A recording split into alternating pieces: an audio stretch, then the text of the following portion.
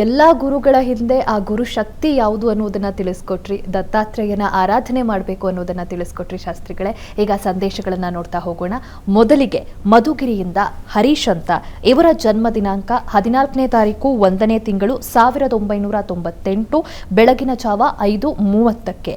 ಇವರ ಪ್ರಶ್ನೆ ರಾಶಿ ಮತ್ತು ನಕ್ಷತ್ರವನ್ನ ತಿಳಿಸ್ಕೊಡಿ, ಹಾಗೆ ಆರೋಗ್ಯದ ಬಗ್ಗೆ ತಿಳಿಸಿ ಅನ್ನೋದು. ಹರೀಶ್ ಅವರ ಪ್ರಶ್ನೆ, ಒಂದು ರಾಶಿ ನಕ್ಷತ್ರ ತಿಳಿಸ್ಬೇಕು, ಆರೋಗ್ಯದ ಬಗ್ಗೆ ತಿಳಿಸ್ಕೊಡ್ಬೇಕಾಗಿದೆ. ಜಾತಕ ನೋಡೋಣ. ರಾಶಿ ನಕ್ಷತ್ರ ಯಾವುದು ನೋಡಿ, ತಮ್ಮದು ಪುಷ್ಯ ನಕ್ಷತ್ರ. ಪುಷ್ಯ ನಕ್ಷತ್ರದಲ್ಲಿ 4ನೇ ಪಾದ.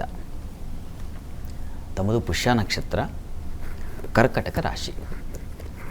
ಈ ಕರ್ಕಟಕ ರಾಶಿ ಚಂದ್ರನ ಒಂದು ಸ್ಥಾನ, ಚಂದ್ರನ ಗೃಹ. ಅದು ಕರ್ಕಟಕ ರಾಶಿ ಚಂದ್ರನ ಮನೆ. ಚಂದ್ರನಿಗೆ ಪಕ್ಷದ ಬಲ ಬಹಳ ಚೆನ್ನಾಗಿರಬೇಕು. ಅಂದರೆ ನಾವೇನು ಅಮಾವಾಸ್ಯೆ ಹತ್ತತ್ರ ಅಂತೀವಲ್ಲ, ಅದು ಪಕ್ಷ ಕ್ಷೀಣತೆ. ಅಮಾವಾಸ್ಯೆ ದಾಟಿದ ಮೇಲೆ ಬರತಕ್ಕಂಥದ್ದೆಲ್ಲ ವೃದ್ಧಿ ಚಂದ್ರ ಅಂತ. ಸ್ವಲ್ಪ ಚಂದ್ರ ನೀವು ಇರಲಿ, ಅದೆಲ್ಲ ಬೇರೆ ವಿಚಾರ. ಈಗ ಕಾಲವಿಲ್ಲ ನನಗೆ. ನಿಮ್ಮ ಆರೋಗ್ಯ ನೋಡೋಣ. ನಿಮ್ಮ ನಕ್ಷತ್ರ ಗೊತ್ತಾಯಿತು, ರಾಶಿ ಗೊತ್ತಾಯಿತು, ಆರೋಗ್ಯ ನೋಡೋಣ. ಈಗ ತಮಗೆ ಕೇತು ದಶೆಯಲ್ಲಿ ಬುಧನ ಭುಕ್ತಿ ನಡೀತಾ ಇದೆ. ಬುಧ ವ್ಯಯಾಧಿಪತಿ ನಿಮಗೆ. ಹೀಗಾಗಿ ನೀವು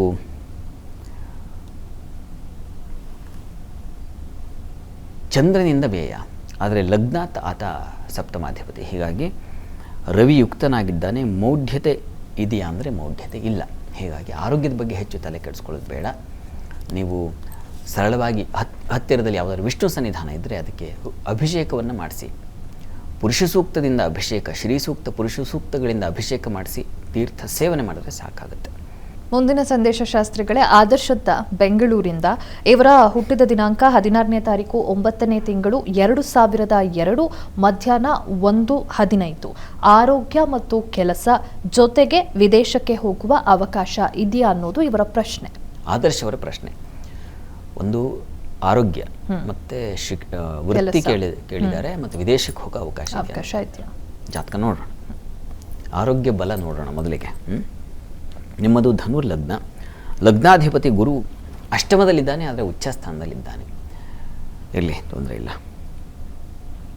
ಈಗ ಪ್ರಸ್ತುತ ನಿಮಗೆ ಕುಜ ದಶೆ ಕಳೆದು ರಾಹು ದಶೆ, ರಾಹು ಭುಕ್ತಿ ಪ್ರಾರಂಭವಾಗಿದೆ. ಕುಜರಾಹು ಸಂಧಿಶಾಂತಿ ಕಾಲ ಇತ್ತು ನಿಮಗೆ. ಈ ಫೆಬ್ರವರಿವರೆಗೆ ನಿಮಗೆ ಆರೋಗ್ಯದಲ್ಲಿ ವ್ಯತ್ಯಾಸ ಆಗಿರೋ ಸಾಧ್ಯತೆ ಇರುತ್ತೆ.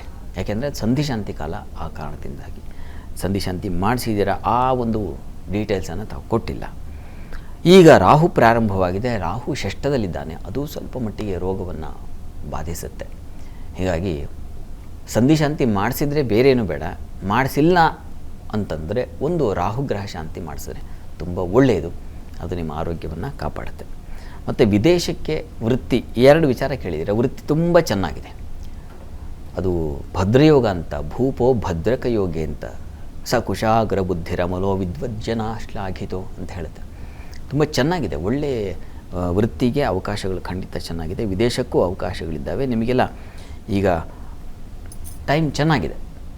ಹಾಗಾಗಿ ಆರೋಗ್ಯದ ದೃಷ್ಟಿಯಿಂದ ಒಂದು ರಾಹುಗ್ರಹ ಶಾಂತಿ ಮಾಡಿಸಿ, ಅನುಕೂಲ ಆಗುತ್ತೆ. ಒಳ್ಳೆಯದಾಗಲಿ. ಮುಂದಿನ ಪ್ರಶ್ನೆ ಶಾಸ್ತ್ರಿಗಳೇ, ಕಿಶನ್ ಶರ್ಮಾ ಅಂತ, ಬೆಂಗಳೂರಿನಿಂದ. ಇವರ ಡೇಟ್ ಆಫ್ ಬರ್ತ್ 29ನೇ ತಾರೀಕು 8ನೇ ತಿಂಗಳು 2002 ಮಧ್ಯಾಹ್ನ 12:45. ಇವರ ಪ್ರಶ್ನೆ ಶಿಕ್ಷಣ ಮತ್ತು ಆರೋಗ್ಯ ಹೇಗಿದೆ ತಿಳಿಸಿ ಅನ್ನೋದು. ಕಿಶನ್ ಶರ್ಮಾ ಅವರ ಪ್ರಶ್ನೆ ಆರೋಗ್ಯ ಮತ್ತು ಶಿಕ್ಷಣದ ಬಗ್ಗೆ ಕೇಳಿದ್ದಾರೆ. ಜಾತಕ ನೋಡೋಣ. ನೋಡಿ, ತಮ್ಮದು ವೃಶ್ಚಿಕ ಲಗ್ನ. ಲಗ್ನದ ಅಧಿಪತಿ ಕುಜ ನಿಮ್ಮ ಜಾತಕದಲ್ಲಿ ಕರ್ಮಸ್ಥಾನದಲ್ಲಿದ್ದಾನೆ. ತುಂಬ ಒಳ್ಳೆಯದಿದು, ದಿಗ್ಬಲ ಅಲ್ಲಿ. ಹೀಗಾಗಿ ಚೆನ್ನಾಗಿದೆ. ಪ್ರಸ್ತುತ ಚಂದ್ರದಶೆಯಲ್ಲಿ ನಿಮಗೆ ನಡೀತಾ ಇರತಕ್ಕಂಥದ್ದು ಶುಕ್ರನ ಒಂದು ಭುಕ್ತಿ ನಡೀತಾ ಇದೆ. ಶುಕ್ರ ನೀಚನಾಗಿದ್ದಾನೆ. ನೋಡಿ, ತತ್ಕಾಲದಲ್ಲಿ ನಿಮಗೆ ಸ್ವಲ್ಪ ಆರೋಗ್ಯದಲ್ಲಿ ವ್ಯತ್ಯಾಸ ಸೂಚಿಸ್ತಾ ಇದೆ. ಈ ಕಾರಣದಿಂದಾಗಿ ಸಾಧ್ಯವಾದರೆ ಶುಕ್ರಗ್ರಹ ಶಾಂತಿ, ಒಂದು ದುರ್ಗಾದೀಪ ನಮಸ್ಕಾರ ಮಾಡಿದ್ರೆ ತುಂಬ ಒಳ್ಳೆಯದು. ಇದು ತುಂಬ ಸಹಕಾರಿಯಾಗುತ್ತೆ, ಬೇಕಾಗಿದೆ ಆರೋಗ್ಯಕ್ಕೆ.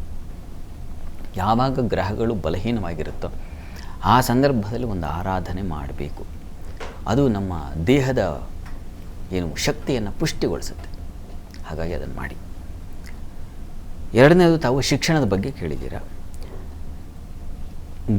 ಈ ಪಂಚಮಾಧಿಪತಿಯಾಗಿರ್ತಕ್ಕಂಥವನು ತುಂಬ ಚೆನ್ನಾಗಿದ್ದಾನೆ, ತುಂಬ ಆತ ಭಾಗ್ಯಸ್ಥಾನದಲ್ಲಿ ಭವ್ಯವಾದ ಸ್ಥಾನ, ಅದು ಅವನಿಗೆ ಉಚ್ಚ ಸ್ಥಾನ. ಹೀಗಾಗಿ ತುಂಬ ಚೆನ್ನಾಗಿದೆ.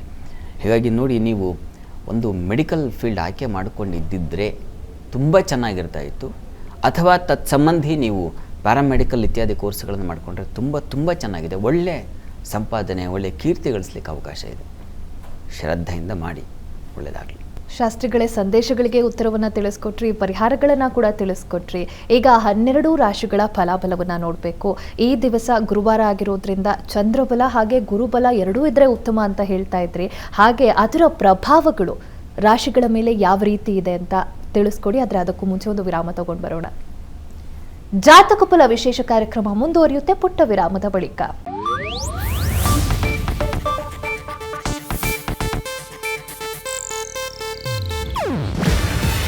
ಇದು ಏಷ್ಯಾನೆಟ್ ನ್ಯೂಸ್ ನೆಟ್ವರ್ಕ್ ಪ್ರಸ್ತುತಿ. ನೀವು ನೋಡ್ತಿದ್ದೀರಾ ಏಷ್ಯಾನೆಟ್ ಸುವರ್ಣ ನ್ಯೂಸ್.